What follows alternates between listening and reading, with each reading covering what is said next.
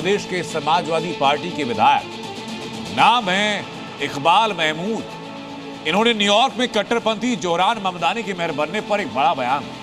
ममदानी की जीत से उत्साहित इकबाल महमूद को भारत में मुस्लिम प्रधानमंत्री चाहिए। इकबाल महमूद को अफसोस है कि भारत में मुसलमानों की आबादी कम होने की वजह से ऐसा हो नहीं सकता।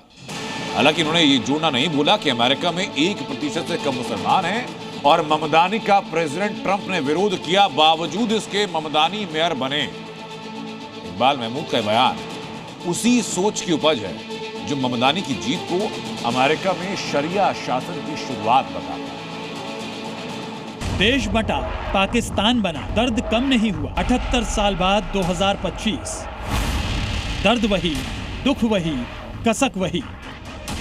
आज हमारी हालत ये थोड़ी होती है कि पाकिस्तान न बना होता तो हम भी दावेदार हो जाते कि हम भी प्रधानमंत्री बन जाते हैं हमारे भी।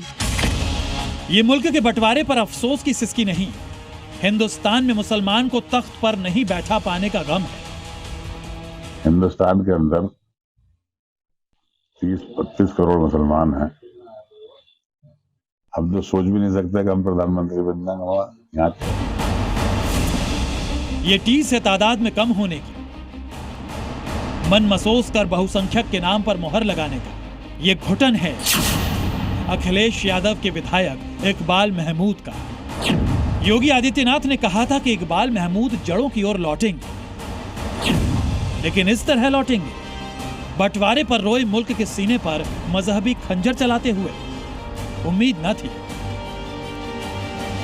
क्या बोल रहे हैं लोग, सबको अपनी जड़ें याद आने लग गई हैं और मुझे लगता है जिस दिन इकबाल महमूद जी को भी अपनी जड़ें याद आएंगी, वह भी फिर यही बात बोलेंगे जो इधर के मान्य सदस्य कह रहे हैं।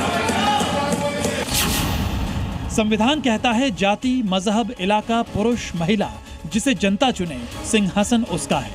इकबाल महमूद कह रहे हैं संख्या का सवाल ना हो, बहुसंख्यक अल्पसंख्यक का अंक ना हो, देश का प्रधानमंत्री मुसलमान हो। इकबाल महमूद अकेले नहीं हैं जिन्हें पीएम मुसलमान चाहिए। AIMIM के हैदराबाद वाले असदुद्दीन ओवैसी भी हैं जिन्हें डिप्टी सीएम मुसलमान चाहिए। बताओ, आप 17% हैं। अगर मल्ला का बेटा उप मुख्यमंत्री बन सकता तो क्या आदम का बेटा मुख्यमंत्री नहीं बन सकता? हमको जवाब दो। अगर मल्ला का बेटा उप मुख्यमंत्री बन सकता तो क्या मोहम्मद का बेटा नहीं बन सकता मुख्यमंत्री? सत्ता की सी भूख ने देश को बांट दिया। सत्ता की सी डर्टी ख्वाहिश में जिन्ना ने भारत के 2 टुकड़े कर दिए। इसी सत्ता को पाने के लिए इकबाल महमूद को मुस्लिम प्रधानमंत्री चाहिए। अगर पाकिस्तान न बना होता तो हम भी दावेदार हो जाते कि हम भी प्रधानमंत्री बन जाते हैं हमारे भी। इकबाल महमूद के दिमाग में चल क्या रहा है, इसे समझने के लिए इस तस्वीर को देखना चाहिए। अमेरिका में मुसलमानों की आबादी 1% से भी कम है। ममदानी का विरोध वहां के राष्ट्रपति ट्रंप कर रहे थे, लेकिन ममदानी मेयर बन गए। लेकिन ऐसा भारत के मुसलमानों के लिए संभव नहीं। 30-32 करोड़ मुसलमान हैं, लेकिन मुसलमान पीएम नहीं बन सकता। आज मुसलमान का परसेंटेज कम है, तब नहीं मुख्यमंत्री या प्रधानमंत्री नहीं बन पाता है। अब वो लोग नहीं बढ़ता हिंदुस्तान पाकिस्तान, तो दोनों में कोई तो जरूर होता। बंटवारा नहीं होता। अगर हिंदुस्तान ही रहता तो हिंदुस्तान रहता, लेकिन मुस्लिम की आबादी तो यहाँ होती ना, यहाँ भी ताकत मिलता। जोहरान ममदानी दुनिया में मुस्लिम कट्टरपंथ का सबसे नया चेहरा है। ये वो चेहरा है जिसकी जीत को दुनिया भर के मुस्लिम कट्टरपंथी अमेरिका में शरिया कानून लागू होने का आगाज मान बैठे हैं। अब सवाल तो समाजवादी पार्टी से भी पूछे जाएंगे, क्या वो इकबाल के दर्द से इत्तेफाक रखती है? क्या देश में मुस्लिम प्रधानमंत्री चाहती है समाजवादी पार्टी? इकबाल महमूद जब मजहबी चश्मे से देश के सिंहासन की ओर देखते हैं तो जुबान से ना सही, लेकिन उनके दिमाग में जिन्ना वाली सोच ही दिखती है। मुझे संपूर्ण जनमानस से निवेदन है कि ऐसी ओछी मानसिकता के लोगों को आप MLA बनाते हैं, आप उसे जो है विधायक बनाते हैं। क्या यह दुर्भाग्यपूर्ण है? ऐसे विचारधारा के लोग आपके समाज में, आपके बीच में जाए तो इसे जूते से स्वागत करिए और जूते का माला पहनाइए। मजहब के आधार पर पाकिस्तान बना, वहां मुस्लिम प्रधानमंत्री बने। मुल्क का हश्र क्या है? कतरा कतरा कर्ज में डूबा देश भिखारी बन गया। मुस्लिमों ने मुस्लिमों से अपना मुल्क बांट लिया, बांग्लादेश बना। हश्र क्या है? कट्टरपंथ की कोख से आज बांग्लादेश आतंकी पैदा कर रहा है। हिंदुस्तान ने 78 साल पहले संविधान चुना, मजहब के आधार पर सिंहासन नहीं। इकबाल महमूद, असदुद्दीन ओवैसी ये कभी नहीं समझेंगे, क्योंकि उनके सियासी चूल्हे पर सिर्फ मजहबी रोटी ही पकती है। जिसकी जितनी भागीदारी उतनी ही उसकी हिस्सेदारी, इस सियासत का एक फार्मूला है। जब तक आबादी कम रहेगी, तनासुब नहीं होगा, बराबरी नहीं होगी, उस वक्त तक भारत में मुसलमान प्रधानमंत्री नहीं बन सकता है। पूर्व प्रधानमंत्री अटल बिहारी वाजपेयी ने जिन्ना की भारत में बची सोच वालों को समझते हुए ही कहा था, इसे मिटाने की साजिश करने वालों से कह दो, चिंगारी का खेल बुरा होता है। ब्यूरो रिपोर्ट, जी मीडिया। उत्तर प्रदेश में एक तरफ अयोध्या में राम मंदिर पर ध्वजारोहण के भव्य कार्यक्रम की तैयारी चल रही है, उसी बीच गुजरात एटीएस की तरफ से टेरर एंगल और टेरर ट्रायंगल के खुलासे ने उत्तर प्रदेश की सुरक्षा एजेंसी उसके कान खड़े कर दिए। और ऐसा इसलिए क्योंकि ट्रायंगल का एक सिरा पश्चिमी उत्तर प्रदेश से जुड़ा है, जहां से चंद रोज पहले बिलाल और डॉक्टर आदिल जैसे आतंकी पकड़े जा चुके। कई सेंसिटिव प्लेसेज और भीड़भाड़ वाले जगहों की रेकी की है। ये 2 ग्लॉक थी, साथ में एक बेरेटा पिस्टल है और साथ में 30 राउंड है। बड़ी लोगों को नुकसान पहुंचा पाया, इस तरह की आतंकवादी घटना को अंजाम देना चाहता था। एक तरफ 25 नवंबर को राम मंदिर के भव्य ध्वजारोहण कार्यक्रम की तैयारियां चल रही हैं, तो वहीं दूसरी तरफ देश में टेरर ट्रायंगल एक्सपोज हुआ है। गुजरात एटीएस ने अहमदाबाद में आईएसआईएस से जुड़े 3 संदिग्धों को गिरफ्तार किया है। इन तीनों आतंकियों को एटीएस ने अहमदाबाद के अडालज इलाके से गिरफ्तार किया है। ये तीनों देश के अलग अलग हिस्सों में आतंकी घटनाओं को अंजाम देने की तैयारी में थे। इनका आतंकी प्लान तैयार था, जगह चुन ली गई थी, हथियार जुटा लिए गए थे, विस्फोटक भी तैयार थे। इन 3 दहशतगर्दों के चेहरे भले ही काले नकाब के पीछे छिपे हों, लेकिन इनके खौफनाक इरादे सामने आ चुके हैं। यकीन मानिए, आतंकी संगठन आईएसआईएस से जुड़े ये तीनों आतंकी उन इरादों को अंजाम तक पहुंचा देते तो बड़ी तबाही मच जाती। जिन 3 आतंकियों को गुजरात एटीएस ने पकड़ा है, उनमें से एक अहमद मोहिउद्दीन सैयद हैदराबाद का रहने वाला है, दूसरा आजाद सुलेमान शेख पश्चिमी यूपी के शामली का रहने वाला है, जबकि तीसरा मोहम्मद सुहेल लखीमपुर खीरी का रहने वाला है। यानी एक बार फिर आतंक के तार पश्चिमी उत्तर प्रदेश से जुड़ते नजर आ रहे हैं। ये जो दोनों लोग हैं, ये लखीमपुर और शामली के हैं। इन दोनों के नाम आजाद सुलेमान शेख और मोहम्मद सुहेल मोहम्मद सलीम खान है। ये दोनों दीनी पढ़ाई किए हुए हैं, काफी रेडिकल हैं। ये भी बहुत सारी फॉरेन एंटिटीज के कांटेक्ट में हैं। पिछले कुछ दिनों से वेस्ट यूपी से 2 आतंकी पकड़े गए हैं। सहारनपुर से पहले बिलाल और फिर डॉक्टर आदिल की गिरफ्तारी हुई थी। अब शामली और लखीमपुर खीरी के 2 युवकों की गिरफ्तारी ने कई सवाल खड़े कर दिए। सबसे बड़ा सवाल ये कि क्या वेस्ट यूपी को आतंकी संगठन अपना कमांड सेंटर बनाने की फिराक में है?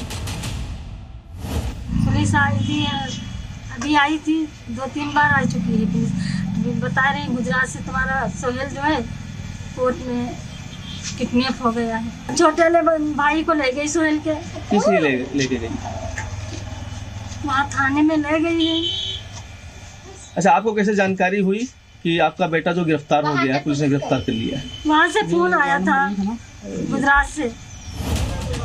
गुजरात में पकड़े गए इन तीनों आतंकियों पर एटीएस लगभग 1 साल से नजर रखे हुए थी। चंद रोज पहले खुफिया इनपुट मिला कि ये तीनों बड़े आतंकी हमले की प्लानिंग कर रहे हैं। उस प्लान के एग्जीक्यूशन के लिए सैयद अहमदाबाद पहुंचा था। बस फिर क्या था, एटीएस ने सैयद को धर दबोचा। इसके पास में एक बैग मिला, जिसके अंदर एक बॉक्स में अच्छे से रैप किए हुए एक डब्बे के अंदर 3 वेपन मिल गए। ये 2 ग्लॉक थी, साथ में एक बेरेटा पिस्टल है और साथ में 30 राउंड है।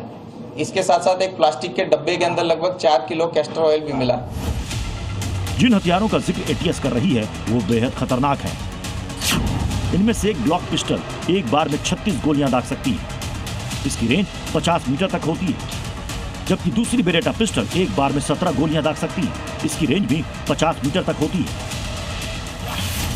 सैयद के पास से विस्फोटक सामग्री भी बरामद हुई है। खुलासा हुआ है कि देश के 3 राज्य इनके निशाने पर थे। इन तीनों ने लखनऊ, दिल्ली और अहमदाबाद जैसे शहरों के कई संवेदनशील इलाकों की रेकी कर ली थी। यानी आतंकी घटनाओं को अंजाम तक पहुंचाने के लिए प्लान रेडी था और टारगेट सेट किए जा चुके थे।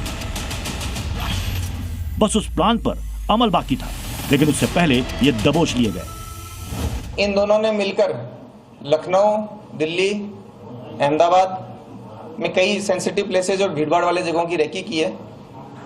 साथ ही इन लोगों का जो मूवमेंट है वो कश्मीर में भी दिखाया है इन टेक्निकली। जांच में यह भी सामने आया है कि ये तीनों आतंकी सीमा पार बैठे आतंकी संगठनों के संपर्क में भी थे। गुजरात ATS और केंद्रीय एजेंसियां अब इनके नेटवर्क, फंडिंग, ट्रेनिंग और विदेशी संपर्कों की कड़ियां जोड़ने में जुटी। माना जा रहा है कि अभी और गिरफ्तारियां हो सकती हैं। ब्यूरो रिपोर्ट, जी मीडिया। उत्तर प्रदेश के ग्रेटर नोएडा में ATS ने एक ऐसे व्यक्ति को गिरफ्तार किया जो हेट बुक्स के जरिए मजहबी नफरत फैलाना चाहता था। फरहान नबी सिद्दीकी, जिसकी तस्वीर आप पीछे देख रहे हैं, इस पर आरोप ये कि न सिर्फ वो बांग्लादेशी घुसपैठियों को पनाह देता था, बल्कि उसने हवाला फंडिंग के जरिए 11 करोड़ रुपए की रकम जुटाई और इस्तेमाल मजहबी एजेंडे के लिए किया। जिसने माहौल खराब किया होगा उसमें एक भी बचने वाला भी नहीं है। उत्तर प्रदेश की जमीन पर अगर कोई जिहादी किताबें छापेगा, मजहबी नफरत के चैप्टर से दंगे के लिए उकसाएगा, रोहिंग्याओं और विदेशियों को पनाह देगा और वो बच जाए, ये तो हो ही नहीं सकता। यूपी ATS ने ग्रेटर नोएडा से फरहान नबी सिद्दीकी को गिरफ्तार किया। फरहान कोई और नहीं बल्कि जिहादी उन्माद फैलाने वाली कंपनी का वो डायरेक्टर है। फरहान नबी सिद्दीकी सोच रहा था कि किताबों के पन्नों की आड़ लेकर जिहादी मंसूबों में कामयाब हो जाएगा, लेकिन योगी फोर्स की ATS ने उसके जिहादी चैप्टर को ही क्लोज कर दिया। देश के ग्रेटर नोएडा की इसी फैक्ट्री में 2 समुदाय के बीच में नफरत घोलने और धार्मिक उन्माद फैलाने के लिए बाकायदा किताबें छापी जा रही थी। ATS ने कल यहां पर छापेमारी की और यहां से फरहान नबी सिद्दीकी नाम के एक आरोपी को गिरफ्तार किया। ये D192 नंबर की ये फैक्ट्री है, जिसमें हकीकत offset printers and publishers limited, Istanbul international private limited और ये कंपनियां यहाँ पे संचालित की जा रही थी। यूपी ATS को पक्की खबर मिली थी कि ग्रेटर नोएडा की कंपनी में ऐसी किताबें छापे जा रही हैं जिसमें ज्ञान की बातें कम और मजहबों में दुश्मनी और उन्माद फैलाने की बातें ज्यादा लिखी हुई हैं। जब इसकी जांच की गई तो खुलासा हुआ कि फरहान नबी सिद्दीकी ने कुछ दूसरे लोगों के साथ मिलकर messrs Istanbul international, Messrs Hakikat Vakfi foundation, Messrs Real Global Express Logistic Private Limited नाम से कंपनी खोल रखी थी, जिसके जरिए ग्रेटर नोएडा के कासना में हकीकत प्रिंटिंग पब्लिकेशन में धार्मिक पुस्तकों की प्रिंटिंग की जा रही थी। साजिश सिर्फ किताबी नहीं, हवाला के जरिए फंडिंग वाली भी थी। फरहान नबी ने पब्लिकेशंस कंपनी के नाम पर तुर्की और जर्मनी से हवाला के जरिए फंडिंग मंगाई थी, लेकिन इस्तेमाल मजहबी नफरत की जमीन तैयार करने के लिए किया गया। आरोप है कि 11 करोड़ रुपए विदेश से फंडिंग मंगाई गई और उसका इस्तेमाल यूपी के अमरोहा और पंजाब में मदरसे, मस्जिद और कंपनी के नाम पर जमीन खरीदने के लिए किया गया था। बांग्लादेश से जो भी अवैध घुसपैठिया होते थे उन्हें भी फरहान नबी सिद्दीकी ठहराने का काम करता था। हवाला के ज़रिए करीब 11 करोड़ रुपए जो है वो यहाँ पर लिए गए थे और उनका इस्तेमाल कहीं ना कहीं जो किताबें छापने हैं या फिर दूसरी गैरकानूनी गतिविधियों में किया जा रहा था। उत्तर प्रदेश को धार्मिक उन्माद में जलाने का प्लान बनाने वाले फरहान से यूपी ATS लगातार पूछताछ कर रही है। ये पता लगाया जा रहा है कि उसके नेटवर्क में और कौन कौन शामिल हैं और किन किन विदेशियों और बांग्लादेशियों को उसने पनाह दी थी। इससे ATS की जो रेड थी और जो रिकवरी और जो गिरफ्तारी हुई से उसने यूपी में कहीं ना कहीं होने वाले किसी भी धार्मिक उन्माद को होने से पहले ही रोक लिया है। प्रमोद शर्मा, जी मीडिया, ग्रेटर नोएडा। उत्तर प्रदेश में शोर मचाने वाले लाउड स्पीकर्स पर एक्शन और लाउड हो चुका है। सीएम योगी के निर्देश पर योगी फोर्स शहर शहर धार्मिक स्थलों की जांच कर रही है। लखनऊ से लेकर गाजीपुर तक मस्जिद, दरगाह, मंदिरों की जांच की जा रही है और जहां लाउड स्पीकर का वॉल्यूम ज्यादा मिला उसे उतरवा दिया गया। जब तक हर लाउड स्पीकर का वॉल्यूम डाउन नहीं हो जाता, तब तक यह अभियान जारी रहेगा। आवाज लाउड, मस्जिद से स्पीकर आउट, भाईजान का शोर, योगी फोर्स ने किया फ्यूज। जहां ध्वनि प्रदूषण वहां स्पीकर पर एक्शन। बंद करो तेज आवाज, नहीं तो होगा इलाज। फिजा की शांति में शोर खलल न डाल दे, लाउड स्पीकर पर लगाम जरूरी है। इसलिए योगी फोर्स उत्तर प्रदेश में शहर शहर धार्मिक स्थलों पर ध्वनि नियंत्रण के लिए लाउड स्पीकर को खामोश कर रही है। योगी सरकार के आदेश पर राजधानी लखनऊ में कई धार्मिक स्थलों की चेकिंग की गई। क्या मस्जिद, क्या मंदिर, जहां भी लिमिट से ज्यादा शोर वाले साउंड सिस्टम या लाउड स्पीकर मिले, उन्हें उतरवा दिया गया। लखनऊ में कई मस्जिदों, दरगाहों में योगी फोर्स गई और उन्हें हिदायत दी गई कि शोर हद पार न करे। यही सबके लिए अच्छा होगा, वरना दोबारा नियम टूटा तो कड़ी कार्रवाई होगी। गाजीपुर जिले में भी लाउड स्पीकर के शोर के खिलाफ योगी फोर्स की टीम पूरे जिले में एक्टिव नजर आई।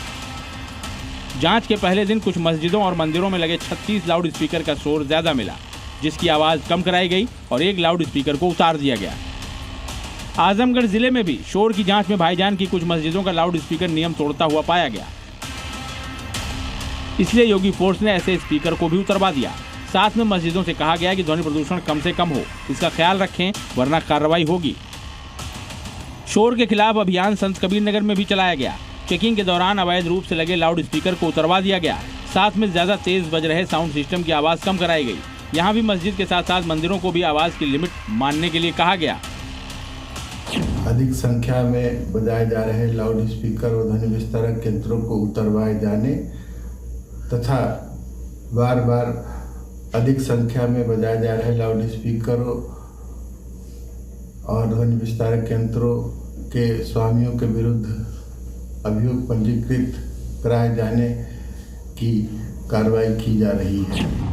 योगी सरकार ने साफ कर दिया है कि धार्मिक स्थलों पर लगे लाउड स्पीकर्स की तेज आवाज से होने वाला ध्वनि प्रदूषण बर्दाश्त नहीं किया जाएगा। इससे पूरे प्रदेश में एक साथ मेगा ऑपरेशन शुरू किया गया है। मस्जिदों के इमामों के साथ साथ मंदिरों के पुजारियों को भी समझाया गया है कि लाउड स्पीकर को खुद ही उतार लें, नहीं तो इसका क्या करना है ये काम योगी फोर्स बखूबी जानती है। धर्मस्थलों से माइक उतर गए या उनकी वैल्यू कम हो गई, और मैं तो कहूँगा अगर आपके अगल बगल कोई किसी धर्मस्थल पर बहुत तेजी के साथ बजाने का कार्य, माइक को बजाने का कार्य कर रहा, नजदीक के थाने को इसकी सूचना लिखी, सूचना देकर के मुख्यमंत्री कार्यालय को अवगत करवा दीजिए। आप देखेंगे वो स्वयं अपनी आवाज उस दायरे में आएगी जिस दायरे में उस आवाज को बोलनी चाहिए। उत्तर प्रदेश में पिछले 3 सालों में धार्मिक स्थलों से 1 लाख से भी ज्यादा लाउड स्पीकर्स को हटाया जा चुका है, जिनमें से ज्यादातर लाउड स्पीकर मस्जिद में मिले थे। 1.5 लाख से ज्यादा लाउड स्पीकर की आवाज कम की जा चुकी है, लेकिन अब भी कई मस्जिद दरगाह ऐसे हैं जिनके लाउड स्पीकर शोर मचा रहे हैं। योगी फोर्स को इसलिए ऐसे स्पीकर्स को डाउन कराना पड़ रहा है। लखनऊ से विशाल रघुवंशी के साथ ब्यूरो रिपोर्ट, जी मीडिया। उत्तर प्रदेश में योगी फोर्स का ऑपरेशन क्लीन जारी है, तो बीती रात एक साथ 5 शहरों में योगी फोर्स ने पिस्टल पावर दिखाई। गाजियाबाद से लेकर वाराणसी तक बदमाशों की फौज अपने पैरों में पीतल की मोहर लिए 2 कंधों के सहारे लंगड़ाती नजर आई। मैसेज एकदम लाउड एंड क्लियर, अपराध करोगे तो अंजाम भुगतोगे। समाज के दुश्मन है। ये नया भारत है जिसमें माफिया और अपराधी के लिए कोई जगह नहीं। उत्तर प्रदेश के अंदर है अपराधी और माफिया बस्ट। उत्तर प्रदेश में अपराध के खिलाफ सीएम योगी की जीरो टॉलरेंस वाली नीति धरातल पर लागू करने के लिए योगी फोर्स पिस्टल पावर के साथ रात दिन एक किए हुए है। उत्तर प्रदेश में अपराध करने का अंजाम तय है। या तो अपराध करने वाले का यमलोक का टिकट कटेगा या फिर पैर में योगी फोर्स की पीतल वाली मोहर लगेगी। एक बार फिर सूबे के 5 शहरों में योगी फोर्स ने अपराधियों को कानून की हद लांघने का सबक सिखाया है। गाजियाबाद, बांदा, हाथरस, मऊ और वाराणसी में कानून के रखवालों ने गुंडे बदमाशों को अपनी बुलेट का स्वाद चखाया है। गाजियाबाद के मुरादनगर इलाके में 3 दिन में 2 युवकों की हत्या करने वाले 2 बदमाशों का आमना सामना योगी फोर्स से हो गया। बदमाशों ने बचने के लिए फायरिंग की, लेकिन पुलिस ने अपनी बंदूकों का मुंह खोला तो फिर बदमाश लंगड़ाते नजर आए। इन बदमाशों ने 30 अक्टूबर को लूट के लिए एक ट्रक क्लीनर की हत्या कर दी थी, जबकि 27 अक्टूबर को लूट का विरोध करने पर एक मजदूर की ईंट से सिर कुचलकर जान ले ली थी। ये बदमाश तभी से फरार चल रहे थे, लेकिन बीती रात इनका काल इन्हें योगी फोर्स के सामने ले आया और अब ये 2 कंधों का मोहताज है। जैसे ही पुलिस फोर्स गंगनहर पटरी के पास पहुंची, उसी समय पुलिस पार्टी पर जान से मारने की नियत से फायर हुआ और आत्मरक्षार्थ हुई जवाबी फायरिंग में पुलिस की तरफ से भी एक राउंड फायर हुआ, जिसमें एक अभियुक्तगण के पैर में गोली लगी। अब जरा खाकी के कंधों का सहारा लेकर चलते इस बदमाश से मिलिए। ये 25,000 का इनामी भानु प्रताप है। अपहरण के एक मामले में भानु लंबे समय से फरार चल रहा था। बीती रात जब इसने पुलिस से बचकर भागने की कोशिश की तो योगी फोर्स ने उसके पैर में पीतल ठोंक दिया।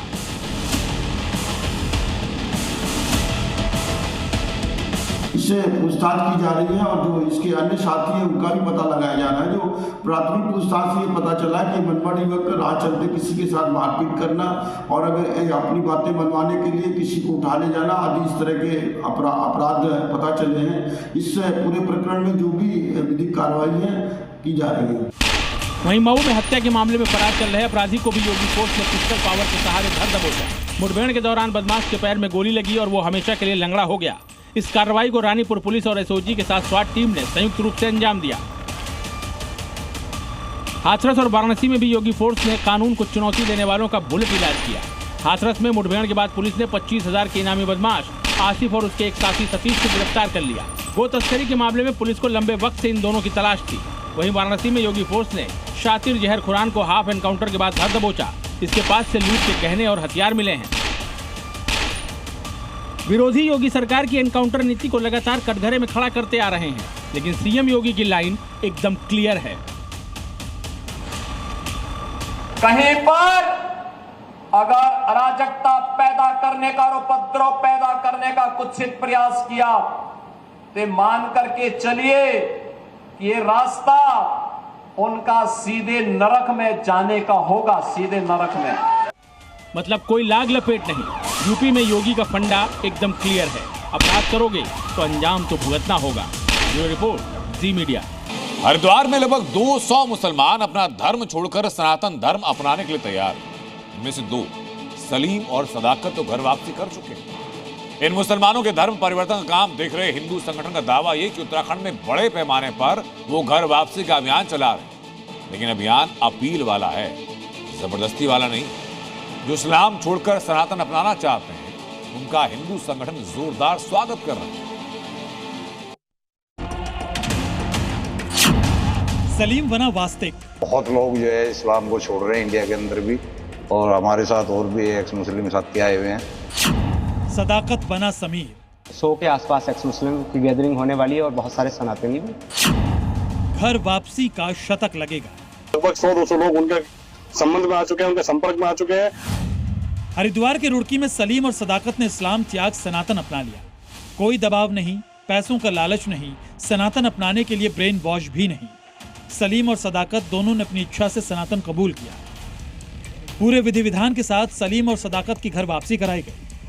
तीर्थ नगरी ऋषिकेश में विश्व हिंदू शक्ति संगठन के बैनर तले घर वापसी के बाद सलीम और सदाकत ने इस्लाम छोड़ने के बाद जो बात कही उसे आपको भी जरूर सुनना चाहिए।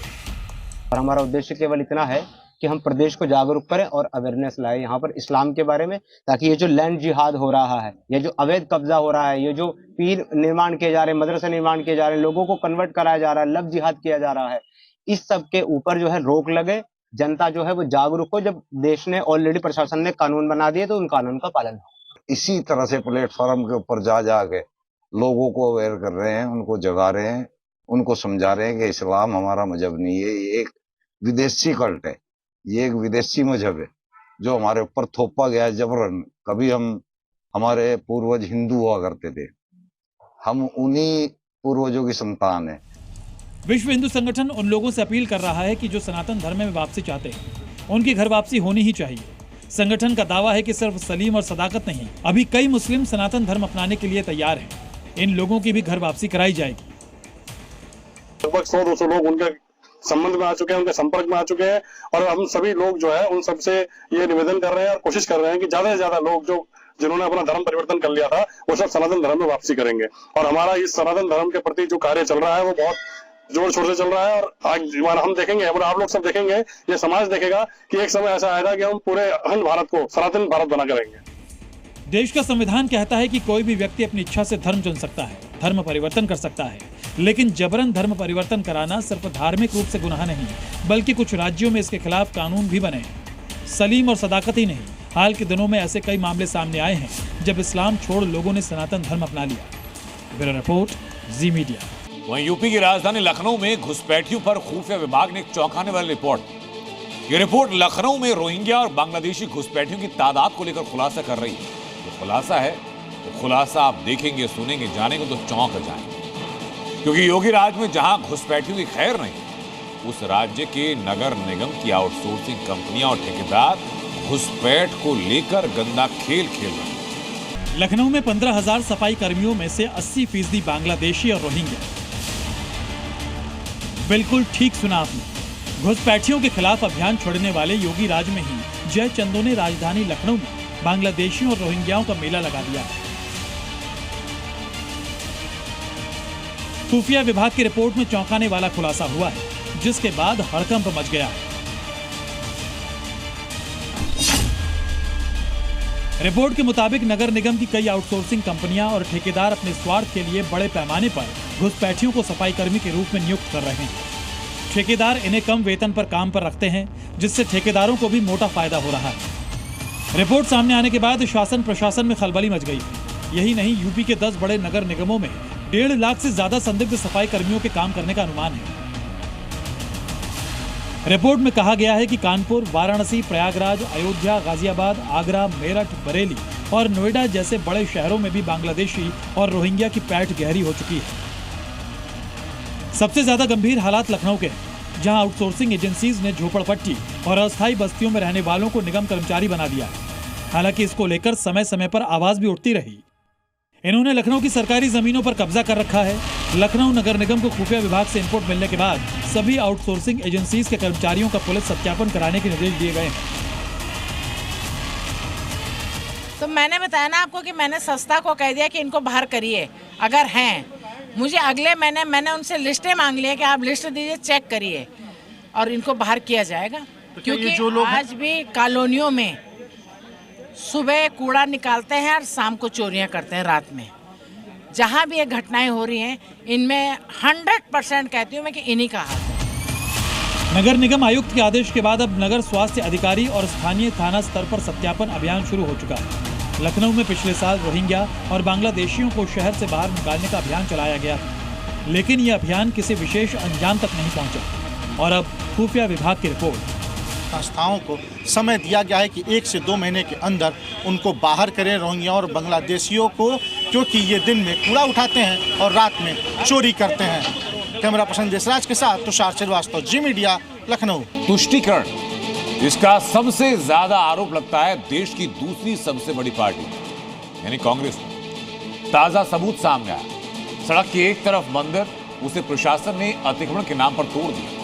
उसी सड़क पर मस्जिद थी, लेकिन उस तक बुलडोजर नहीं पहुंचा। मतलब धर्म विशेष की इबादत वाली जगहों को छूट मिली, लेकिन हिंदुओं के मंदिरों को तोड़ दिया।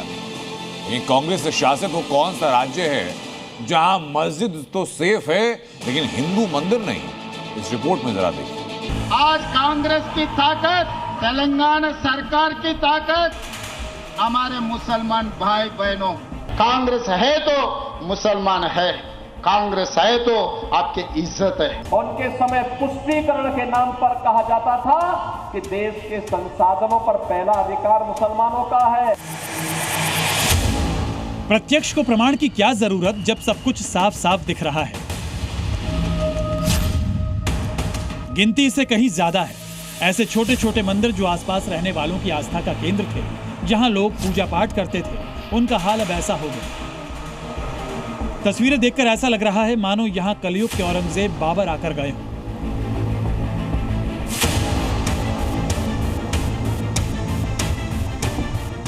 मंदिरों की ऐसी हालत कांग्रेस के शासन वाले राज्य में हुई है। यहां 1-2 नहीं बल्कि 46 मंदिरों को जड़ से ही उखाड़ दिया गया।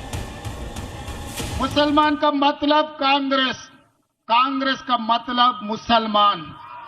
आज कांग्रेस की ताकत, तेलंगाना सरकार की ताकत, हमारे मुसलमान भाई बहनों। ये कांग्रेस शासित राज्य तेलंगाना के मुख्यमंत्री हैं। मुस्लिमों के प्रति जो विचार इनके जुबान और मन में है, उसके ठीक उलट वहां हिंदुओं के खिलाफ काम हो रहा है। तेलंगाना के पेड्डापल्ली जिले के गोदावरी खानी में सड़क विस्तार के नाम पर 46 मंदिरों को तोड़ दिया गया। ये मंदिर सड़क के किनारे डिवाइडर के बीचों बरसों से थे। इसी को आधार बनाकर बीजेपी ने कांग्रेस सरकार की नीति और नीयत पर सवाल उठा दिया है। बीजेपी ने आरोप लगाया है कि जिस रास्ते पर मंदिरों को तोड़ा गया है उसी पर बने अवैध मस्जिदों और मज़ारों को छुआ तक नहीं गई। सरकार जो बैठी हुई है सत्ता में, तो ये 3 सत्ताएं जिम्मेदार हैं। धर्म सत्ता भी जिम्मेदार है, जो सरकार की मलाई खा करके चुप्पी बैठे हैं। धर्म सत्ता, राज सत्ता और अर्थ सत्ता, इन तीनों का एक कम्पैक्ट गिरोह बन चुका है। इसलिए देश में ये दुर्दशा है, इसलिए ये दुर्दशा है, मूल्यों की रक्षा नहीं हो पा रही है। वैसे बीजेपी को आरोप लगाने का मौका कांग्रेस नहीं दिया। तेलंगाना में पिछले कुछ दिनों से मुख्यमंत्री मुस्लिम वोट बैंक के हिसाब से या तो फैसले ले रहे हैं या फिर बयान दे रहे हैं। कांग्रेस है तो मुसलमान है, कांग्रेस है तो आपकी इज्जत है। जब कांग्रेस नहीं है, अब कुछ नहीं है। आज कांग्रेस की ताकत, तेलंगाना सरकार की ताकत, हमारे मुसलमान भाई बहनों। इन बयानों से पहले तेलंगाना की कांग्रेस सरकार ने अपने मंत्रिमंडल में पूर्व क्रिकेटर और कांग्रेस नेता मोहम्मद अजरुद्दीन को अकेले मंत्री बनाया था। मकसद एक ही था कि मुस्लिम वोट बैंक को साधना। शायद मुस्लिम तुष्टीकरण और हिंदू मंदिरों को तोड़े जाने को लेकर साधु संत कांग्रेस सरकार पर भड़के हुए हैं। उन्हें लग रहा है कि कांग्रेस शासन काल में मस्जिद मजार तो सेफ हैं, लेकिन मंदिर नहीं। बीजेपी नेता और केंद्रीय मंत्री बंडी संजय कुमार ने गोदावरी खानी प्रशासन को चेतावनी दी कि जिन मंदिरों को तोड़ा गया है उन्हें 48 घंटे के अंदर दोबारा बनाया जाए और सभी अवैध मस्जिदों को तोड़ा जाए, नहीं तो वो खुद अवैध मस्जिदों को तोड़ने के लिए सड़क पर उतरेंगे। डीएम शेषगिरी, हैदराबाद, जी मीडिया। पाकिस्तान का फील्ड मार्शल आसिम मुनीर ऐसा इंतजाम करने जा रहा है कि वो वहां के राष्ट्रपति से ज्यादा ताकतवर हो जाए, यानी उसके आगे पाकिस्तान का प्रधानमंत्री भी पानी भरे। और मुनीर ऐसा इंतजाम करने जा रहा है कि वो पाकिस्तान में सर्वे सर्वा बन जाएगा, पाकिस्तान का खुदा बन जाएगा। और इसी खुलासे के बाद से पाकिस्तान में हड़कंप मचा हुआ। आसिम मुनीर पहले आर्मी चीफ बना, आर्मी चीफ के बाद मुनीर फील्ड मार्शल बना और फील्ड मार्शल के बाद अब Munir chief of defence forces यानी CDF बनने की तैयारी में है। एक बार फिर मुनीर की ताकत में जबरदस्त इजाफा होने वाला है। सेना प्रमुख और फील्ड मार्शल के पद को संवैधानिक दर्जा देने की तैयारी है। मुनीर की ताकत बढ़ाने के लिए संविधान संशोधन पेश कर दिया गया है। इसके पास होते ही मुनीर का पद संवैधानिक हो जाएगा और उसे संविधान से जुड़े अधिकार हासिल हो जाएंगे, यानी मुनीर पाकिस्तान का सबसे ताकतवर बादशाह बन जाएगा। पाकिस्तान में फिलहाल राष्ट्रपति का पद ही संवैधानिक है, सेना प्रमुख का पद कार्यकारी और प्रशासनिक है। अब सेना प्रमुख और फील्ड मार्शल के पद को संवैधानिक दर्जा देने के लिए 27वां संविधान संशोधन संसद में पेश किया गया है, जिसके बारे में कहा जा रहा है कि ये मुनीर को बेहिसाब ताकत से नवाजेगा। इसके साथ ही मुनीर के लिए एक नए पद का गठन भी किया जाएगा, चीफ ऑफ डिफेंस फोर्स यानी CDF। इस पद के मिलते ही मुनीर को तीनों सेनाओं की कमांड हासिल हो जाएगी। इस खबर के बाद से ही पाकिस्तान में बवाल मचा हुआ है। CDF बनते ही मुनीर को बेहिसाब शक्तियां हासिल होंगी। जैसे मुनीर तीनों सेनाओं का प्रमुख बन जाएगा, तीनों सेनाओं से जुड़ी नियुक्तियां मुनीर ही करेगा। परमाणु बम संबंधी फैसला लेने का अधिकार भी मुनीर को मिल जाएगा। सामरिक मामले की निगरानी मुनीर के पास ही होगी। मुनीर की सैलरी में 30% तक का इजाफा हो जाएगा। आजीवन इस पद और सम्मान का उसे अधिकार मिल जाएगा। पाकिस्तान में जो कुछ चल रहा है, खासतौर से मुनीर को लेकर, उससे पूरे पाकिस्तान में अफरा तफरी मची हुई है, लोगों में हड़कंप मचा हुआ है। ब्यूरो रिपोर्ट, जी मीडिया। किसको अच्छा कर्म माने और किसको बुरा कर्म माने। धर्म किसके लिए है, अगर ये पकड़ लिया तो धर्म क्या है ये अपने आप साफ हो जाएगा। क्या आप भी सहमत हैं कि कर्म ही धर्म है? ये परंपराएं, ये रस्मों रिवाज, इनका धर्म से दूर दूर तक कोई लेना देना नहीं है। आचार्य जी, ये इतना अंतर्द्वंद क्यों?